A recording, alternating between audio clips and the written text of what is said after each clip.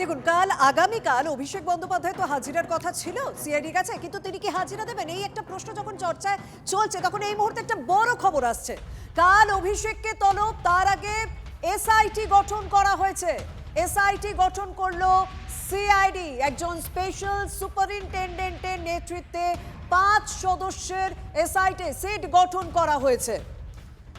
আমাদের সঙ্গে রয়েছেন প্রতিনিধি সুজয় পাল। সুজয়, স্বাভাবিকভাবেই অতিরিক্ত গুরুত্ব সহকারে এই ইস্যুটাকে দেখা হচ্ছে, কারণ বিধানসভার মতো জায়গায় একটা সই বিতর্ক, সেখানে তৃণমূল সাংসদ অভিষেক বন্দ্যোপাধ্যায়ের নাম জড়িয়ে গেছে। এই এসআইটির মূলত কাজ কি হবে এবং তদন্ত প্রক্রিয়া তারা কিভাবে এগিয়ে নিয়ে যাবে? দেখো, মূলত 5 সদস্যের এসআইটি গঠন করা হয়েছে, যার মাথায় একজন সুপার এসএস র্যাঙ্কের অফিসার রয়েছেন, ডিএসপি র্যাঙ্কের অফিসার রয়েছেন, 2জন ইন্সপেক্টর এবং একজন সাব ইন্সপেক্টর র্যাঙ্কের অফিসার রয়েছেন।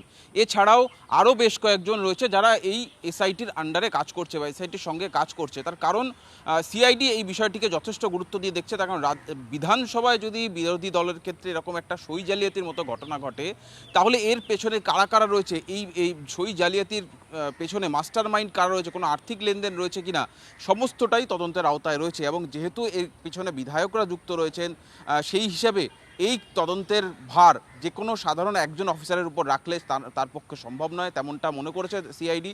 এবং সেই কারণেই এই এসআইটি গঠন করা হয়েছে। এবং এই যথেষ্ট তাৎপর্যপূর্ণ, অভিষেক বন্দ্যোপাধ্যায়কে যখন নোটিশ দিতে যাওয়া হলো, তাকে যখন আগামীকাল হাজিরা দিতে বলা হয়েছে, তার আগে এই এসআইটি গঠন, ফলে সরকার এবং সিআইডি কতটা গুরুত্ব দিয়ে দেখছে সেই বিষয়টা স্পষ্ট। তার কারণ ইতিমধ্যেই তদন্ত ভার নেওয়ার পর সিআইডি পৌঁছে গিয়েছিল কুণাল ঘোষের বাড়ি, সিআইডি পৌঁছে গিয়েছিল নয়না বন্দ্যোপাধ্যায়ের বাড়ি। তার কারণ তাদের সইয়ের নমুনা সংগ্রহ করে বিধানসভার খাতায় যে সই রয়েছে, যেটাকে জাল সই বলা হচ্ছে, কাজ হচ্ছে এবং এই ইস্যুটাকে, এই বিষয়টাকে যথেষ্ট গুরুত্ব সহকারে দেখা হচ্ছে। অনেক ধন্যবাদ সুজয়। সিবিআই যাবে, এনআইএ যাবে, কারণ এই সব ধরনের অপরাধের সঙ্গে এরা যুক্ত আছেন আর এই সিলসিলা চলবে। আমি ভোটের আগে বলেছিলাম যে যদি একদিন সরকার পাল্টে যায়, টিএমসির নেতাদেরকে গণধোলাই হবে, রাস্তায় পোস্টে বাঁধা হবে, চৌরাস্তায় কাপড় খুলে নেবে। সবে শুরু হয়েছে, পাবলিক সাহস পেত না, এখন সাহস পেয়েছে পাবলিকের অধিকারের হিসাব নিকাশ করার। তবু আমি বলবো, এই দেশে আইনের রাজ্য, এই রাজ্যে আইনের রাজ হবে। আইনের উপর ভরসা রাখুন। অনেক বড় বড় লোককে আইনের ভিতরে যেতে হয়েছে, কেউ বাইরে নয়।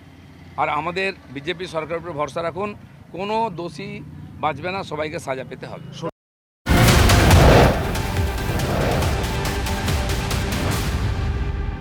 জনরোষের মুখে অভিষেক বন্দ্যোপাধ্যায়ের দলকে সে সময় নীতি শেখালেন তৃণমূল কাউন্সিলর দেবলীনা বিশ্বাস।